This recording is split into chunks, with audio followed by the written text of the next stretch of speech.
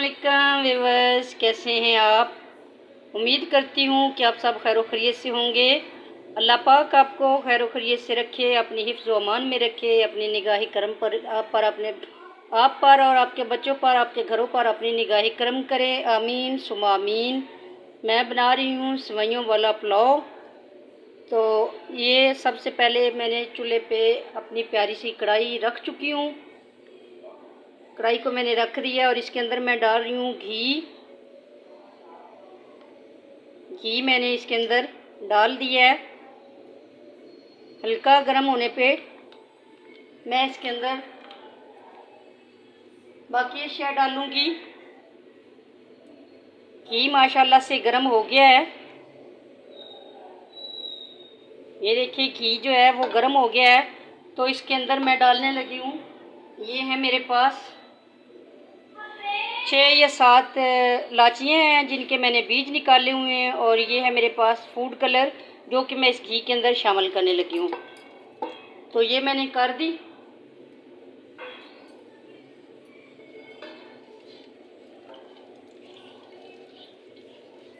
घी के अंदर मैंने इलायची के दाने और फूड कलर जो है वो मैंने शामिल कर दिया है। इसके बाद इसके अंदर मैं डालने लगी हूँ सेवइयाँ। बारीक वाली सेवइयाँ है मेरे पास। सेवइयों को छोटे छोटे पीस कर लेते हैं।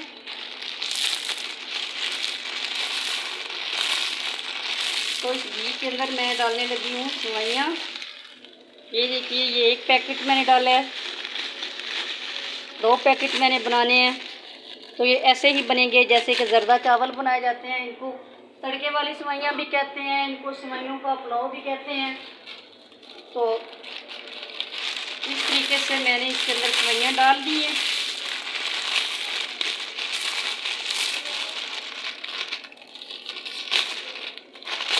अब ये दूसरा पैकेट भी मैं इसके अंदर डालने वाली हूँ। ये देखिए, तो दोनों पैकेट मैंने घी के अंदर डाल दिए हैं।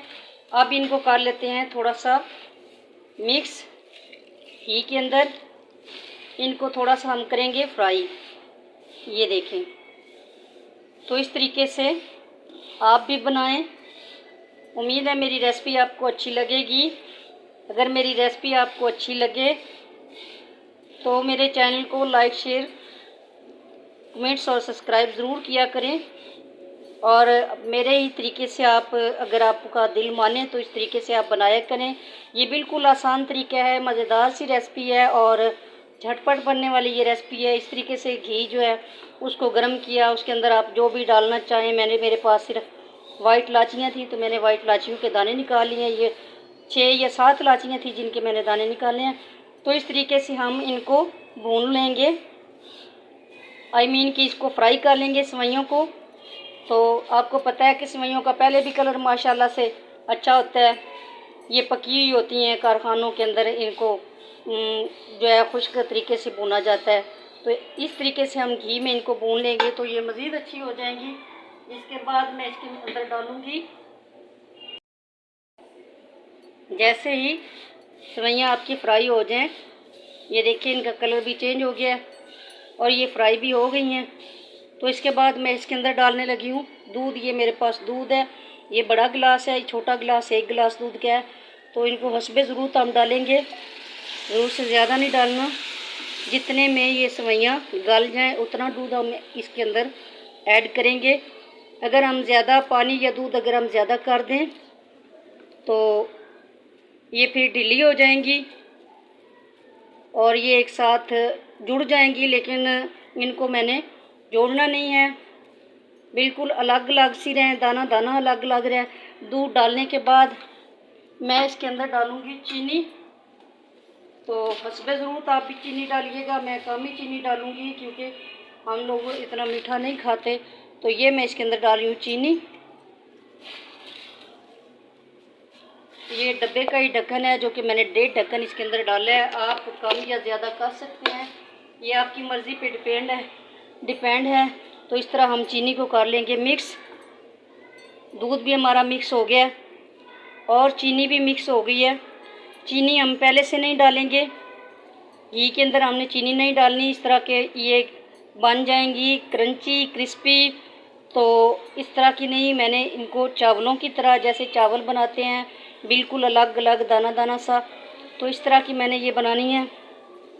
ठीक है, तो उम्मीद है आपको ये रेसिपी पसंद आएगी। खुशबू इसकी बहुत अच्छी आ रही है, जो कि मैंने इलायचियों के दाने इसके अंदर ऐड किए हैं, तो उसकी खुशबू भी आ रही है। तो अब हम इसको 2 मिनट के लिए प्लेट बंद कर दी है।